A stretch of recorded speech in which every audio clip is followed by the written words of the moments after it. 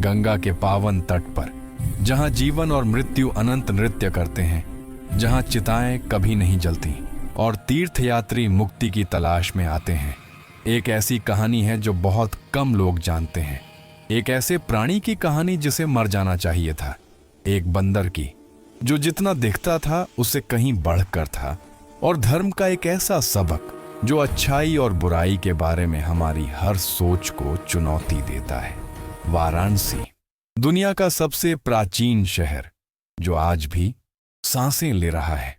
अनगिनत पीढ़ियों की राख पर बसा, इतनी बार बसाया और पुनर्निर्मित किया गया कि इसकी नींव मानव स्मृति से परे युगों को छूती है। लोग यहां मरने आते हैं, ये विश्वास करते हुए कि वाराणसी में मरने से आत्मा पुनर्जन्म के अंतहीन चक्र से मुक्त हो जाती है। घाट यानी गंगा के पवित्र जल तक उतरने वाली सीढ़ियां हमेशा भीड़ से भरी रहती हैं। भोर में तीर्थयात्री स्नान करते हैं, पुजारी पूजा करते हैं, शवों को दाह संस्कार के लिए तैयार किया जाता है और प्राचीन मंदिरों की छाया में छिपकर वह सब कुछ देखती रहती थी। उसका नाम, वो नाम जो उसे उसके नश्वर जीवन की याद दिलाता था, माधवी था। लेकिन वो नाम इतना पुराना हो चुका था कि वो नाम ही किसी और का लग रहा था। अब वो बस वाराणसी की वेताल थी, एक रक्त पिपासु, एक रात्रिचर प्राणी, एक घृणित प्राणी जिसका अस्तित्व ही नहीं होना चाहिए। वेताल पश्चिमी देशों में प्रचलित पिशाचों से अलग हैं। वे न तो सुंदर हैं और न ही आकर्षक। वे गौथिक महलों में रहते हैं और न ही कोई नाटकीय लबादा पहनते हैं। वेताल लाशों में रहने वाली आत्माएं हैं। वे जीव जो प्राचीन वृक्षों से उल्टे लटके रहते हैं और पुनर्जीवित मृतकों की तरह अप्राकृतिक कठोरता से चलते हैं। वे बुद्धिमान, चालाक और खतरनाक होते हैं। और माधवी ये सब तो थी ही, साथ ही उससे भी बढ़कर थी। उसे वह दिन याद था जब उसकी मौत हुई थी, या यूं कहें कि वह दिन जब उसे मर जाना चाहिए था। सदियों बाद यूरोपीय लोगों द्वारा इस्तेमाल किए जाने वाले कैलेंडर के अनुसार यह वर्ष 1347 था। माधवी सिर्फ 17 साल की थी और उसकी शादी 2 साल पहले एक बहुत बड़े व्यापारी से हुई थी। वह उससे प्यार नहीं करती थी, लेकिन यह शादी कभी प्यार के बारे में नहीं थी। यह पारिवारिक रिश्तों, आर्थिक सुरक्षा और अपनी जाति की महिलाओं के लिए समाज द्वारा निर्धारित भूमिका निभाने के बारे में थी। फिर आया बुखार, एक ऐसी बीमारी जो वाराणसी में काली हवा की तरह फैल गई और सैकड़ों लोगों की जान ले ली। पहले माधवी के पति की मौत हुई, फिर उसके ससुराल वालों की, फिर उसने खुद अपनी रगों में बुखार की जलन महसूस की। लेकिन माधवी मरना नहीं चाहती थी। वह 17 साल की थी और उसने कभी सही मायने में जिया ही नहीं था। उसने अपने लिए कभी कुछ नहीं चुना था। उसने कभी आजादी, सच्चे प्यार, रोमांच का अनुभव नहीं किया था। इन सब का अन्याय उसे बुखार की तरह खाए जा रहा था। बीमारी से बेसुध अपने अंतिम क्षणों में माधवी ने फुसफुसाकर एक प्रार्थना की, दयालु देवताओं से नहीं बल्कि सबसे काली शक्तियों से, श्मशान में निवास करने वाली आत्माओं से, मृतकों पर पलने वाले वेतालों और पिशाचों से। मुझे मरने मत दो, उसने फुसफुसाते हुए कहा। मुझे जीने दो, चाहे कोई भी कीमत चुकानी पड़े। और कुछ ने जवाब दिया। जब माधवी की आंख खुली तो वह वाराणसी के सबसे पवित्र श्मशान घाट, मणिकर्णिका घाट पर एक पीपल के पेड़ से उलटी लटकी हुई थी। उसका शरीर अकड़ा हुआ, ठंडा और मृत था, लेकिन उसका मन जागा हुआ था और उसे भूख लगी थी। एक ऐसी भूख जो उसने जिंदगी में कभी महसूस नहीं की थी, खून की भूख। अपने शुरुआती सालों में माधवी एक राक्षस की तरह था। वह वाराणसी की अंधेरी गलियों में शिकार करता था, अकेले राहगीरों और भिखारियों पर हमला करता था जिनकी कोई परवाह नहीं करता था। वह तब तक पीता रहता था जब तक उसकी भयानक भूख शांत नहीं हो जाती, और थके हुए शवों को सुबह ढूंढने और चिताओं तक ले जाने के लिए छोड़ देता था। उसे अपनी इस हालत से नफरत थी। उसे उस भूख से नफरत थी जो कभी पूरी तरह से नहीं बुझती। उसे दुनियाओं के बीच जीने के अकेलेपन से नफरत थी, न जिंदा न मरी हुई, और जो भी उसके असली रूप को जान लेता उसे डरता था। लेकिन धीरे धीरे, दशकों से लेकर सदियों तक, माधवी ने नियंत्रण करना सीख लिया। उसने केवल उतना ही पीना सीखा जितना उसे चाहिए था।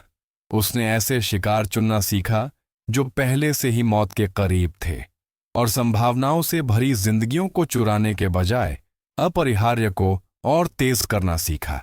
उसने परछाई में जीना सीख लिया, ज्यादातर लोगों के लिए अदृश्य, एक फुसफुसाती हुई लेकिन कभी पुष्ट न होने वाली शहरी किंवदंती। और उसने पढ़ना सीखा। सदियों तक माधवी ने किताबें चुराईं और ज्ञान को उसी लालच से निगला जैसे उसने कभी खून पिया था। उसने संस्कृत, हिंदी, उर्दू, फारसी और अंग्रेजी सीखी। उसने वेद और उपनिषद पढ़े।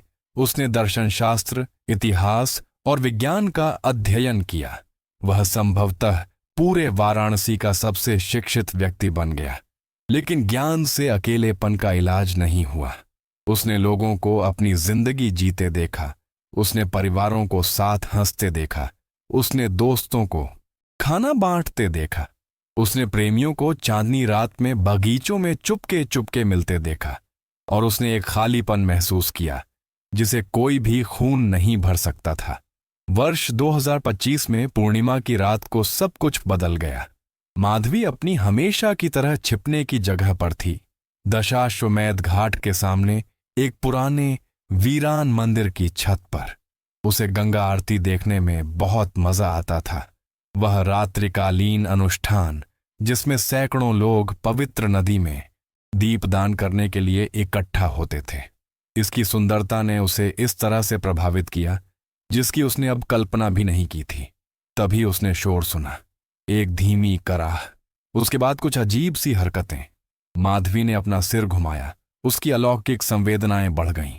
छत पर कुछ चढ़ रहा था, कोई छोटी सी घायल चीज। वह चुपचाप किनारे पर गई और नीचे देखने लगी। ये एक बंदर था, एक आम रीसस बंदर जिसकी प्रजाति हजारों की संख्या में वाराणसी में फैली हुई थी, जो पर्यटकों से खाना चुराता था और विक्रेताओं को आतंकित करता था। लेकिन यह बंदर अलग था। यह बुरी तरह घायल था। इसका एक पैर बुरी तरह टूटा हुआ था और इसके लाल भूरे फर पर खून के धब्बे थे। बंदर बड़ी मुश्किल से सिर्फ 3 पंजों की मदद से छत पर पहुंचने में कामयाब रहा। माधवी को देखते ही वह ठिठक गया। उसकी बुद्धिमान और भावपूर्ण आंखें उसे बिना किसी डर के घूर रही थीं, जिसकी माधवी को उम्मीद थी। काफी देर तक प्राणी और बंदर एक दूसरे को देखते रहे। फिर माधवी ने कुछ ऐसा किया जो उसने सदियों से नहीं किया था। वह बोली, आपको चोट लगी है, उसने कहा। उसकी आवाज उपयोग न करने के कारण भारी हो गई थी। बंदर अपना सिर झुकाए अभी भी उसे देख रहा था। शायद किसी कुत्ते ने उस पर हमला किया होगा। माधवी ने एक जानवर से बात करते हुए हैरानी से कहा, या फिर उसने किसी दूसरे बंदर से जमीन को लेकर झगड़ा किया होगा। खैर, उस पैर की हालत तो बहुत खराब है। शायद तुम संक्रमण से मर जाओगी। बंदर ने धीमी आवाज निकाली, लगभग मानव आह जैसी। और फिर कुछ असंभव हुआ। बंदर बोला, तो फिर मुझे जल्दी से मार डालो, उसने कहा। उसकी आवाज अजीब, कर्कश, लेकिन साफ समझ में आने वाली थी। यह दया होगी? माधवी सदमे से पीछे हट गई। 6 सदियों से भी ज्यादा के जीवन में उसने कई अजीबोगरीब चीजें देखी थीं, लेकिन एक बोलने वाला बंदर। तुम बोलो, उसने मूर्खतापूर्ण ढंग से कहा। और तुम तो वेताल हो, बंदर ने जवाब दिया। तब तो हम असंभव के मामले में भी बराबरी पर हैं। उनकी आवाज में हास्य था, जो उनकी हालत को देखते हुए और भी आश्चर्यजनक था। आप कौन हैं? माधवी ने पूछा। कोई ऐसा जो पहले कुछ और हुआ करता था, बंदर ने अस्पष्ट स्वर में कहा। बिल्कुल तुम्हारे जैसा, मुझे लगता है। माधवी ने उस जीव को नए सिरे से गौर से देखा। तुम वानर हो, उसने आखिरकार उसे पहचानते हुए कहा। प्राचीन वानर में से एक। वानर हिंदू पौराणिक कथाओं के प्रसिद्ध प्राणी थे। वानरों जैसे प्राणी, लेकिन मानव बुद्धि और दैवीय शक्तियों से युक्त। रामायण में वर्णित है कि उन्होंने रावण के विरुद्ध भगवान राम के युद्ध में उनकी सेवा की थी। लेकिन वह पौराणिक कथाएं थीं, प्राचीन कहानियां। उनका वास्तव में अस्तित्व नहीं माना जाता था। मैं था, बंदर ने कहा। उसकी आवाज कमजोर होती जा रही थी। बहुत समय पहले। अब मैं बस यही हूं, एक बूढ़ा घायल बंदर, अंत का इंतजार कर रहा हूं। आपको क्या हुआ? कर्म, बंदर ने सरलता से कहा, और गलत चुनाव, और शायद देवता उन लोगों के साथ मजाक कर रहे हैं जो कभी शक्तिशाली थे। वह खांसने लगा और माधवी ने देखा कि उसके फर पर और अधिक खून लगा हुआ है। क्या तुम सचमुच वहां खड़े होकर मुझे मरते हुए देखोगे? बंदर ने पूछा, या तुम भी वेतालों जैसा ही करोगे और बस इसे खत्म कर दोगे? माधवी को उसके सीने में कुछ अजीब सा महसूस हुआ। भूख नहीं, बिल्कुल नहीं, बल्कि कुछ ऐसा, करुणा जैसा। आखिरी बार उसे करुणा कब महसूस हुई थी? मुझे उसे मारने की जरूरत नहीं है, उसने धीरे से कहा। मैं उसकी मदद कर सकती हूं। एक वेताल एक गिरे हुए वानर की मदद कर रहा है, बंदर ने कर्कश हंसी के साथ कहा, जो दर्दनाक खांसी में बदल गई। आह, कितनी अजीब कहानी है। मैं तुम्हारा पैर ठीक कर सकती हूं, माधवी ने अपनी ही बातों पर आश्चर्य से कहा। वेताल के रक्त में उपचार गुण होते हैं। अगर मैं तुम्हें मैं ऐसा क्यों करूंगा? बंदर ने उसे संदेह भरी नजरों से देखते हुए बीच में ही टोक दिया। क्योंकि, माधवी ने शब्दों की तलाश करते हुए कहा, मैं सिर्फ देखते देखते थक गई हूं। बस मौजूद रहते रहते थक गई हूं। शायद किसी की मदद करने से मुझे कुछ महसूस हो। बंदर ने उसे कुछ देर तक देखा, फिर कमजोरी से सिर हिलाया। बहुत अच्छा, अगर यह मुझे पहले से भी बदतर राक्षस में बदल देगा तो कम से कम यह दिलचस्प तो होगा। माधवी पास आई। अपने तीखे नाखूनों से उसने अपनी कलाई पर एक छोटा सा घाव कर लिया। गहरा, लगभग काला खून फूट पड़ा। उसने बंदर का मुंह खोला और कुछ बूंदें अंदर गिरा दी। असर लगभग तुरंत हुआ। बंदर हाँफने लगा, उसका शरीर ऐंठ गया। माधवी ने उसे मजबूती से थाम लिया ताकि वह छत से नीचे न गिरे। एक पल के लिए तो उसे लगा कि उसने उस जीव को मार डाला है। तभी बंदर ने गहरी सांस ली। उसकी आंखें पूरी तरह खुल गईं और माधवी ने देखा कि टूटा हुआ पैर ठीक होने लगा है। हड्डियां आपस में जुड़ रही हैं और दरारें सुनाई दे रही हैं और मांस फिर से उग रहा है। कुछ ही मिनटों में पैर पूरी तरह ठीक हो गया। बंदर खड़ा हो गया और प्रशंसा के भाव के साथ अपने नए स्वस्थ हुए अंग का परीक्षण करने लगा।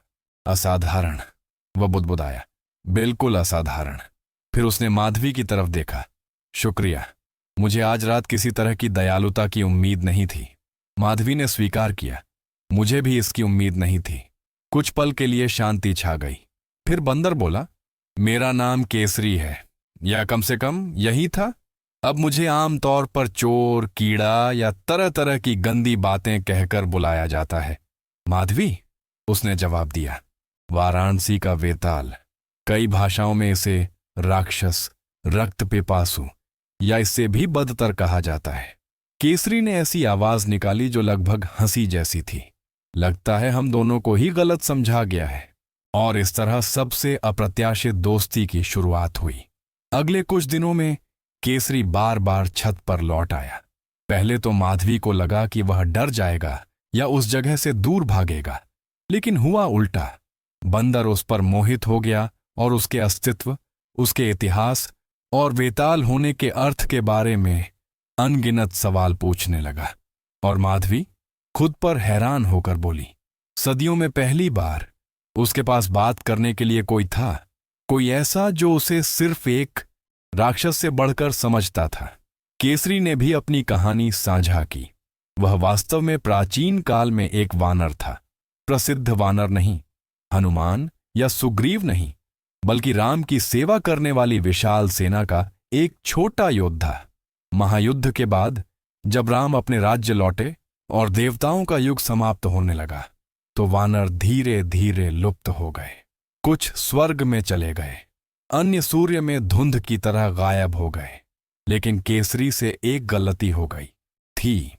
वह नश्वर संसार से बहुत ज्यादा जुड़ गया था। उसे एक और वानर, अंजनी, से प्रेम हो गया था और वह उसे छोड़ना नहीं चाहता था। जब विदा होने का समय आया तो उसने मना कर दिया। देवताओं ने, जो अवज्ञा को कभी बर्दाश्त नहीं करते, उसे श्राप दिया कि वह एक वानर रूप में कैद हो जाएगा, धीरे धीरे अपनी दिव्य शक्तियां खोता जाएगा और युगों युगों तक भारत में भटकता रहेगा, जब तक कि वह सबक न सीख ले जो देवता उसे सिखाना चाहते थे। और वह सबक क्या है? माधवी ने पूछा था। सच में? केसरी ने कहा, मैं अभी भी इसे समझने की कोशिश कर रहा हूं। देवताओं को उनके पाठ बहुत स्पष्ट नहीं होते, बहुत प्रतीकात्मक, बहुत रूपकात्मक। मैं सीधे निर्देश पसंद करूंगा। माधवी हंस पड़ी। यह एक अजीब, कर्कश आवाज थी, इतने लंबे समय तक न हंसने के बाद लगभग दर्दनाक, लेकिन यह सच्ची थी। जैसे जैसे हफ्ते बीतते गए, एक दिनचर्या बन गई। दिन में केसरी वाराणसी में घूमता, दूसरे बंदरों की तरह रहता, खाना चुराता, कुत्तों से बचता, पवित्र नगरी में बहती मानवता की अनंत धारा को देखता, और रात में वह छत पर लौट आता जहां माधवी उसका इंतजार कर रही होती। उन्होंने हर चीज पर बात की, दर्शन शास्त्र, इतिहास, सदियों से देखे गए बदलावों पर। केसरी लगभग 3000 साल के थे, माधवी सिर्फ 700, लेकिन साथ मिलकर उन्होंने कई सभ्यताओं को उभरते और गिरते देखा था। आप जानते हैं, केसरी ने एक रात कहा, बहुत दिनों से मेरे पास बात करने के लिए कोई नहीं है। साधारण बंदर, खैर साधारण ही होते हैं, उन्हें कोई बुरा न लगे, लेकिन वे उपनिषदों पर चर्चा नहीं कर सकते या धर्म की प्रकृति पर बहस नहीं कर सकते। मैं ठीक ठीक समझती हूं कि तुम्हारा क्या मतलब है, माधवी ने जवाब दिया। लोग मुझसे डरते हैं या मुझे बर्बाद करना चाहते हैं। जब कोई आपको दांव पर लगाने की कोशिश कर रहा हो तो दर्शन शास्त्र पर बातचीत की कोई गुंजाइश नहीं होती। क्या उन्होंने आपको दांव पर लगाने की कोशिश की? कई बार। यह यूरोपीय पिशाचों जितना कारगर नहीं है। हम वेताल ज्यादा लचीले हैं। उपयोगी लाभ बहुत। ऐसी ही एक बातचीत के दौरान केसरी ने एक ऐसा सवाल पूछा जिसने सब कुछ बदल दिया। माधवी, उन्होंने झिझकते हुए कहा, क्या तुमने अपना श्राप तोड़ने की कोशिश की है? उसने आश्चर्य से उसकी ओर देखा। शाप? यह कोई शाप नहीं है, मैंने इसे चुना है। तुमने चुना? केसरी को संदेह हुआ। तुम 17 साल की थी, बुखार से बेसुध, मौत से डरी हुई। यह कोई सोची समझी पसंद नहीं है, माधवी ने बचाव करते हुए कहा। यह मेरे सामने विकल्प था, लेकिन अब क्या? क्या अब आप इसे चुनेंगे? सदियों के अकेलेपन, डर और कभी भी सही मायने में जी न पाने के बाद माधवी बहुत देर तक चुप रही। अंततः उसने धीरे से कहा, नहीं, अगर मुझे अभी चुनने का मौका मिलता तो मैं अलग तरह से चुनता। तो फिर इस अभिशाप को तोड़ने का प्रयास क्यों न किया जाए? यह इतना आसान नहीं है। वेतालों का निर्माण अंधेरी ताकतों के साथ समझौतों के जरिए होता है। इसे बदला नहीं जा सकता। लेकिन अगर है भी तो क्या? केसरी ने जोर देकर कहा। प्राचीन ग्रंथों में सबसे अंधकारमय प्राणियों के भी उद्धार की बात कही गई है। धर्म की पुनर्स्थापना नेक कर्मों से होती है। क्या आप यह सुझाव दे रहे हैं कि मैं बस फिर से इंसान बनने का फैसला कर सकता हूं? नहीं, लेकिन शायद कोई रास्ता है, कुछ ऐसा जो तुम्हें करना होगा, कोई काम या त्याग जो तुम्हें बांधने वाली जंजीरों को तोड़ देगा। माधवी इसे खारिज करना चाहती थी। वह कहना चाहती थी कि यह असंभव है, लेकिन केसरी के सुझाव में कुछ ऐसा था जिसने उसकी उस उम्मीद को फिर से जगा दिया जो सदियों पहले मर चुकी थी। अगर कोई रास्ता होता भी, उसने धीरे से कहा, तो मुझे नहीं पता होता कि उसे कैसे ढूंढा जाए। तो हमने मिलकर इसका हल निकाल लिया, केसरी ने सरलता से कहा। जब मैं मर रहा था तब तुमने मुझे ठीक किया था। चलो अब मैं तुम्हारी मदद करता हूं। और इस तरह खोज शुरू हुई। केसरी को अपनी 3000 साल पुरानी याददाश्त से प्राचीन कहानियां याद आ गईं। अंधकार के उन प्राणियों की कहानियां जिन्होंने मोक्ष पाया, अनुष्ठानों और बलिदानों की कहानियां, अर्षियों की कहानियां, प्राचीन अर्षियों की जो ब्रह्मांड के गहनतम रहस्यों को जानते थे। एक जगह है, केसरी ने एक रात कहा, उत्तर में पहाड़ों में एक आश्रम जहां वशिष्ठ नाम के एक आर्षि रहते हैं। जाहिर है वे मूल आर्षि नहीं हैं। उनकी मृत्यु हजारों साल पहले हो गई थी, लेकिन उनके वंशजों ने उस वंश और ज्ञान को कायम रखा है। अगर कोई जानता है कि उनके श्राप को कैसे तोड़ा जाए तो वह वही है। पहाड़ों पर जाने में तो हफ्तों लगेंगे, माधवी ने कहा, और मैं दिन में सफर नहीं कर सकती। सूरज की रोशनी मुझे मार तो नहीं डालेगी, लेकिन मुझे बहुत कमजोर कर देगी। फिर हम रात में सफर करेंगे, केसरी ने कहा। मैं दिन में गाड़ी चलाऊंगा, हम छिपकर आराम करेंगे, और तुम रात में अगुवाई करोगे। हम सब मिलकर यह कर सकते हैं। माधवी ने अपने असंभावित दोस्त की ओर देखा। एक बंदर और एक पिशाच एक असंभव यात्रा पर निकले थे। यह बेतुका था, यह हताशापूर्ण था, यह आशा थी। बहुत अच्छा, उसने कहा। हम कब निकलेंगे? कल रात, केसरी ने जवाब दिया। देरी करने का कोई मतलब नहीं है। यह सफर किसी की भी उम्मीद से कहीं ज्यादा मुश्किल था। वे उत्तर भारत के मैदानी इलाकों से गुजरते हुए, बड़े शहरों से बचते हुए, और जहां तक हो सके जंगलों और ग्रामीण इलाकों में ही रहते थे। केसरी दिन में खाना चुराता था, माधवी रात में जंगली जानवरों का शिकार करती थी और इंसानों के खून की बजाय जानवरों के खून पर जिंदा रहना सीखती थी। उन्हीं हफ्तों में उनकी दोस्ती और भी गहरी हो गई।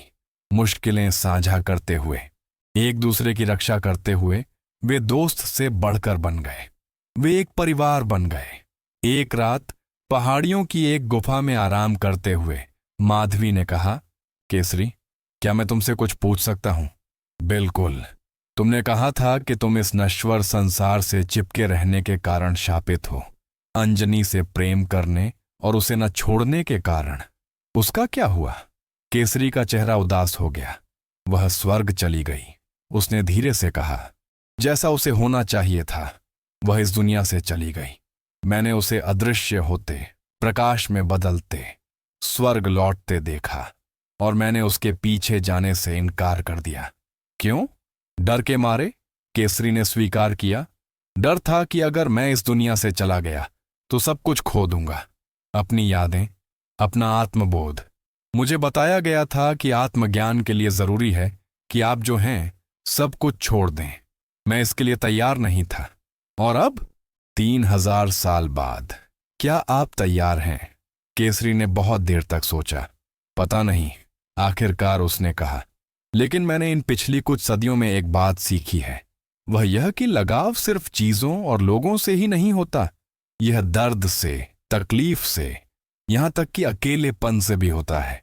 हम जो जानते हैं उसे चिपके रहते हैं, भले ही वह हमें तकलीफ पहुंचाए।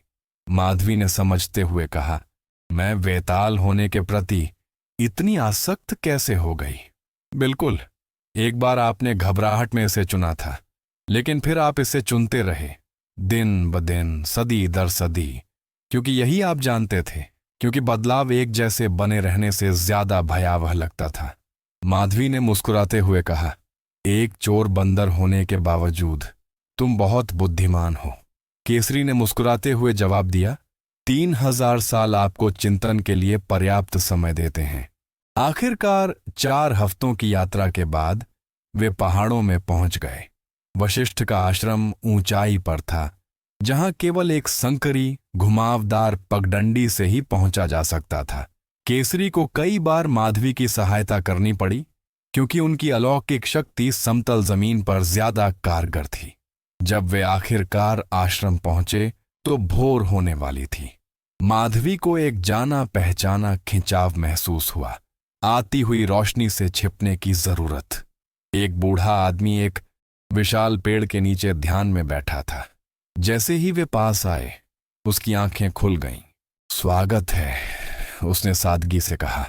मैं हफ्तों से तुम्हारा इंतजार कर रहा हूं। माधवी और केसरी ने आश्चर्य से एक दूसरे को देखा। तुम्हें कैसे पता चला कि हम आ रहे हैं? केसरी ने पूछा। तारों ने हमें बता दिया है, आर्शी ने हल्की सी मुस्कान के साथ कहा। वे हमेशा हमें बता देते हैं कि कब कुछ खास होने वाला है। उसने उन दोनों का अध्ययन ऐसी आंखों से किया जो भौतिक दिखावे के पार किसी गहन चीज को देख रही थीं। एक वेताल मोक्ष की तलाश में है, वह बुदबुदाया, और एक वानर क्या खोज रहा है, ठीक? अपने दोस्त की मदद करने के लिए, केसरी ने सरलता से कहा। आर्षि ने सिर हिलाया, मानो सब कुछ समझ आ गया हो। अंदर आ जाओ, भोर हो रही है और उस महिला को आश्रय की जरूरत होगी। वह उन्हें आश्रम के अंदर बिना खिड़कियों वाले एक साधारण लेकिन आरामदायक कमरे में ले गया। आज आराम करो, उसने माधवी से कहा। आज रात बात करेंगे। जब फिर से अंधेरा छा गया तो माधवी कमरे से बाहर निकली और देखा कि दार्शी और केसरी उसका इंतजार कर रहे हैं। उनके बीच एक छोटी सी आग जल रही थी और धूप की खुशबू हवा में महक रही थी। बैठिए, अर्शी ने आमंत्रित किया।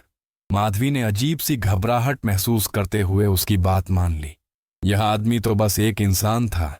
उसके पास कोई खास ताकत नहीं थी जिसका उसे अंदाजा हो, लेकिन उसमें कुछ तो था, एक शांत अधिकार जो सम्मान का पात्र था। तुम उस बंधन को तोड़ना चाहते हो जो तुम्हें वेताल बनाता है, आर्ष ने कहा। यह कोई सवाल ही नहीं था। हाँ, माधवी ने जवाब दिया, लेकिन मुझे नहीं पता कि यह संभव है या नहीं। सब कुछ संभव है, अर्श ने कहा। सवाल यह है कि क्या आप कीमत चुकाने को तैयार हैं? किस कीमत पर? वेतालों का निर्माण अंधकारमय शक्तियों के साथ समझौतों के माध्यम से होता है। इस समझौते को तोड़ने के लिए आपको प्रकाश की शक्तियों के साथ एक नया समझौता करना होगा। इसके लिए बलिदान की आवश्यकता है। किस तरह का बलिदान? ऋषिवर कुछ देर तक अग्नि को देखते रहे। तुम्हें वह त्यागना होगा जो तुम्हारे लिए सबसे मूल्यवान है। भौतिक संपत्ति नहीं, जाहिर है वेतालों को इसकी परवाह नहीं, लेकिन कुछ गहरी चीज की परवाह है। माधवी ने स्वीकार किया। मुझे नहीं पता कि मैं किस चीज को सबसे अधिक महत्व देती हूं। तो फिर तुम्हें पता लगाना ही होगा, आर्ष ने कहा। यही तो चुनौती का पहला हिस्सा है। वह उठकर आश्रम के अंदर चले गए और कुछ ही देर बाद एक प्राचीन पांडुलिपि लेकर वापस लौटे। उन्होंने कहा, यह ग्रंथ अंधकार के प्राणियों के शुद्धिकरण अनुष्ठान का वर्णन करता है। यह जटिल और खतरनाक है। यदि इसे गलत तरीके से किया जाए तो आप न केवल शारीरिक रूप से बल्कि आत्मा से भी पूरी तरह नष्ट हो सकते हैं। माधवी ने कहा, मैं यह जोखिम उठाने को तैयार हूं, यह जानते हुए भी कि बलिदान बहुत बड़ा होगा, कि आप कुछ ऐसा या कोई ऐसा व्यक्ति खो सकते हैं जिसकी भरपाई नहीं की जा सकती। माधवी ने केसरी की तरफ देखा जो चुपचाप देख रहा था। मुझे कोशिश करनी ही होगी, उसने कहा। मैं ऐसे नहीं रह सकती, अब और नहीं। ऋषि ने सिर हिलाया। तो फिर हम कल रात ढलते ही शुरू करेंगे। तुम्हारे पास ध्यान करने का, अपने भीतर उस चीज को ढूंढने का दिन होगा जिसे तुम सबसे ज्यादा महत्व देते हो, क्योंकि जब समय आएगा तो तुम्हें उसे छोड़ने के लिए तैयार रहना होगा। अगले 3 दिन माधवी के लंबे जीवन के सबसे कठिन दिन थे। आर्ष ने उन्हें ध्यान, मंत्र और आध्यात्मिक अभ्यासों के माध्यम से निर्देशित किया, जिससे उन्हें सदियों के दर्द, अकेलेपन और विकल्पों का सामना करने के लिए मजबूर होना पड़ा। उसने अपनी मृत्यु और परिवर्तन के उस पल को फिर से जिया। उसने उन उन्मत्त शुरुआती वर्षों में मारे गए हर शिकार को देखा। उसने सदियों के एकाकीपन को देखा, अपने आस पास की दुनिया को बदलते देखा जबकि वह जड़वत रही। और उसने केसरी को देखा, उनकी अनोखी दोस्ती, वो बातचीत जिसने उसके वजूद को फिर से सार्थक बना दिया था, वो सफर जो उन्होंने साथ मिलकर तय किया था। तीसरी रात जब आर्षि ने पूछा, क्या तुमने वह खोज लिया है जिसे तुम सबसे अधिक मूल्यवान समझते हो? माधवी को अंततः उत्तर पता चल गया। जुड़ाव, उसने धीरे से कहा।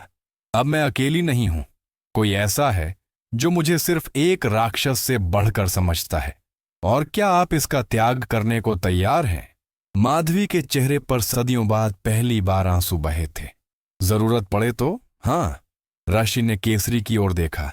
और तुम, क्या तुम आगे आने वाली घटना के लिए तैयार हो? यह निर्भर करता है, केसरी ने सावधानी से कहा। आगे क्या होगा? इस अनुष्ठान के लिए 2 चीजों की आवश्यकता है।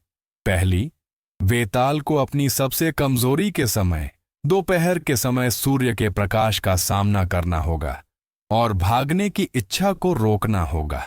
दूसरी, जो कोई वास्तव में उसकी परवाह करता है उसे उसकी रगों में बहने वाले काले रक्त को बदलने के लिए स्वेच्छा से अपना जीवन दान देना होगा। क्या इससे उसकी मौत हो जाएगी?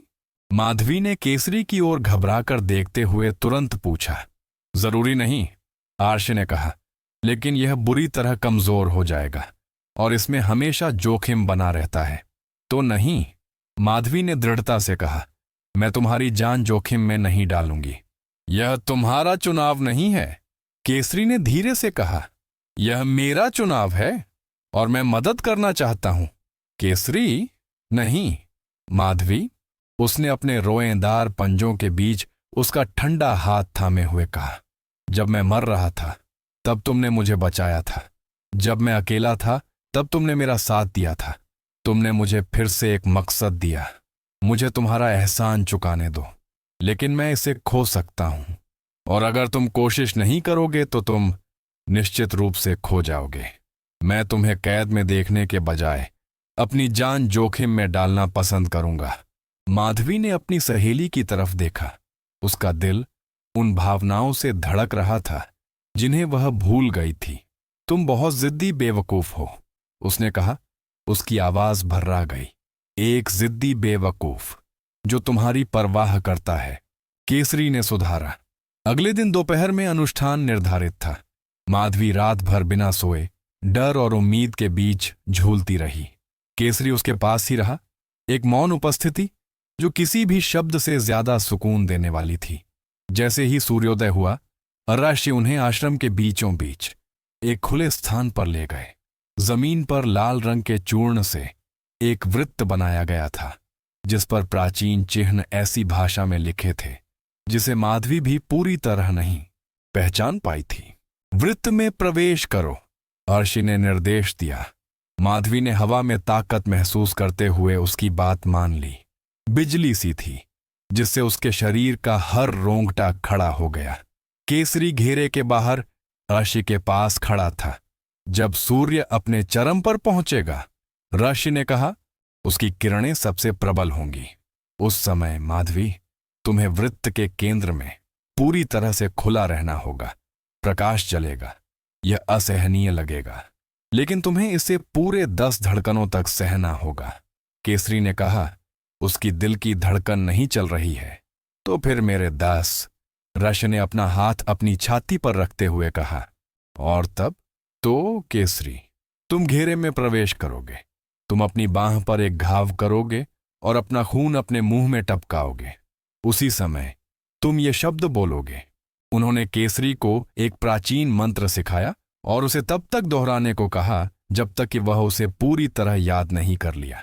घंटे बड़ी धीमी गति से बीत रहे थे। सूरज ऊपर और ऊपर चढ़ता जा रहा था। माधवी को अपनी ताकत कम होती महसूस हो रही थी और दिन वाली जानी पहचानी कमजोरी घर कर रही थी। अंततः अर्शी ने कहा, अब। सूरज ठीक सिर के ऊपर था। उसकी किरणें सीधे घेरे पर पड़ रही थीं। माधवी को ऐसा लग रहा था जैसे उसमें आग लग गई हो। उसकी त्वचा, जो आमतौर पर पीली रहती थी लेकिन धूप से अछूती रहती थी, धुआं छोड़ने लगी। ऐसा दर्द जो उसने पहले कभी महसूस नहीं किया था, बुखार से मरते समय भी नहीं, उसके शरीर में दौड़ गया। वह भाग जाना चाहती थी। उसकी हर सहज प्रवृत्ति उसे परछाइयों की तलाश करने के लिए चीख रही थी, लेकिन उसने खुद को रुकने के लिए मजबूर किया, यह याद करते हुए कि वह ऐसा क्यों कर रही थी। ऋषि ने छाती पर हाथ रखकर गिनना शुरू किया। 1, 2, 3। दर्द और भी बढ़ गया। माधवी देख सकती थी कि उसकी अपनी त्वचा फटने लगी है और काला धुआं उठ रहा है। 4, 5, 6। वह चीख पड़ी। वह खुद को रोक नहीं पाई। यह बहुत ज्यादा था, यह बहुत भारी था। 7, 8। उसकी दृष्टि धुंधली हो गई। वह गिर रही थी। नया, एक आखिरी सेकंड, बस एक। 10। केसरी उस घेरे में कूद पड़ा। अपने तीखे पंजों से उसने अपना हाथ काट लिया और लाल जिंदा खून फूट पड़ा। उसने माधवी को, जो घुटनों के बल गिर पड़ी थी, पकड़ लिया और अपना खून बहता हुआ हाथ अपने मुंह में डाल लिया। पी लो, उसने आदेश दिया। और ज्यों माधवी ने पी लिया। केसरी का खून ऐसा था जैसा उसने पहले कभी नहीं चखा था। यह सिर्फ पोषण नहीं था, यह जीवन था, शुद्ध और शुद्ध। यह गर्मजोशी, आशा और वो सब कुछ था जो उसने खो दिया था। केसरी ने मंत्र पढ़ना शुरू किया। जैसे जैसे रक्त का प्रवाह बढ़ता गया, उसकी आवाज कमजोर होती गई। माधवी को अपने भीतर कुछ हिलता हुआ महसूस हुआ। 7 सदियों से उसे बांधे हुए अंधेरे बंधन अब टूटने लगे थे। प्रकाश, असली प्रकाश, उन जगहों को भरने लगा जहां अंधेरे ने कब्जा कर रखा था। लेकिन कीमत चुकानी पड़ी। वह केसरी को अपनी बाहों में कमजोर होते हुए महसूस कर सकती थी। वह बहुत ज्यादा दे रहा था, वह मर रहा था। नहीं, वह मुंह फेरते हुए फुसफुसाई, अब और नहीं। केसरी, रुको। लेकिन केसरी ने पाठ जारी रखा। उसकी आवाज अब मुश्किल से फुसफुसाहट जैसी थी। उसने अनुष्ठान पूरा करने की ठान ली थी, चाहे इसके लिए उसे अपना सब कुछ गंवाना पड़े। आर्शी आगे बढ़े और दोनों पर हाथ रखा। बस, बहुत हो गया, उन्होंने अधिकार पूर्वक कहा। अनुष्ठान पूरा हो गया। उस घेरे से एक तेज रोशनी फूटी, जिससे एक पल के लिए सब कुछ अंधा हो गया। जब वह रोशनी कम हुई तो माधवी और केसरी दोनों बेहोश होकर जमीन पर पड़ी थीं। माधवी शाम के समय उठी, या कम से कम उसे लगा कि शाम हो गई है। लेकिन कुछ अलग था। उसे सूरज की वह सामान्य खिंचाव, निरंतर उपस्थिति का एहसास नहीं हो रहा था। वह धीरे से उठी, दर्द की उम्मीद में, लेकिन कोई दर्द नहीं हुआ। उसे अलग महसूस हुआ, हल्का, ज्यादा जिंदा। आपका स्वागत है, आर्शी की आवाज सुनाई दी। उसने चारों ओर देखा। वह उसी कमरे में थी जहां वह पहले आराम करती थी, लेकिन अब वहां एक मोमबत्ती जल रही थी और उसकी रोशनी उसे जरा भी परेशान नहीं कर रही थी। क्या यह काम कर गया? उसने पूछा। उसकी आवाज मुश्किल से फुसफुसाहट जैसी थी। खुद ही देख लो, आर्शी ने उसे दर्पण देते हुए कहा। माधवी ने कांपते हाथों से उसे उठाया और देखा। जो चेहरा पीछे मुड़कर देख रहा था वह उसका अपना था, पर अलग, अभी भी पीला, सदियों के अस्तित्व के निशान, पर जिंदा। उसकी आंखें, जो पहले काली और बेजान थीं, अब रंगत लिए हुए थीं, भूरी जैसी मरने से पहले थीं। और जब उसने अपना हाथ अपनी छाती पर रखा तो उसे कुछ ऐसा महसूस हुआ जो उसने 700 सालों में महसूस नहीं किया था। एक दिल की धड़कन। मैं इंसान हूं, उसने फुसफुसाते हुए कहा। उसकी आंखों से आंसू बह रहे थे। मैं फिर से इंसान हूं। तुम हो, रश ने पुष्टि की। नश्वर, वृद्ध, कमजोर, सब कुछ जो तुम पहले थे। और केसरी? माधवी को तुरंत याद आया। उसने पूछा, वह कहाँ है? क्या वह जिंदा है? ऋषि का चेहरा गंभीर हो गया। उनकी जय हो। माधवी जल्दी से खड़ी हो गई। उसके पैर कमजोर और बेढंगे लग रहे थे। आर्शी उसे दूसरे कमरे में ले गए। केसरी चटाई पर लेटा हुआ था, बिल्कुल निश्चल। उसके बालों के नीचे एकदम पीलापन। वह सांस तो ले रहा था, लेकिन मुश्किल से। उसने बहुत ज्यादा दे दिया, ऋषि ने धीरे से कहा। मैंने उसे आगाह किया था कि इसमें खतरा है। क्या वह मरने वाला है? माधवी ने अपने दोस्त के पास घुटनों के बल बैठते हुए पूछा। मुझे नहीं पता। अब यह उस पर निर्भर करता है। ये इस पर निर्भर करता है कि वह आगे काम जारी रखना चाहता है या नहीं। माधवी ने केसरी का पंजा अपने अब गर्म हाथ में लिया। केसरी, उसने धीरे से पुकारा। केसरी, तुम्हें जागना होगा। तुम मुझे अभी नहीं छोड़ सकते। सब कुछ खत्म होने के बाद तो बिल्कुल नहीं। कोई प्रतिक्रिया नहीं हुई। 3 दिन और 3 रात माधवी केसरी के पास रही। वह उससे बातें करती रही, कहानियां सुनाती रही, उनके कारनामों को याद करती रही और उसे वापस आने की मिन्नतें करती रही। आर्शी नियमित रूप से आते थे और माधवी, जो अब फिर से इंसान बन गई थी, के लिए जरूरी पानी और भोजन लाते थे। तुम्हें आराम करने की जरूरत है, उन्होंने उसे सलाह दी। तुम्हें अपना ध्यान रखना होगा जब तक वह जाग नहीं जाता, माधवी ने जोर देकर कहा। तीसरी रात, जब माधवी थक कर लगभग सो ही गई थी, उसे कुछ महसूस हुआ।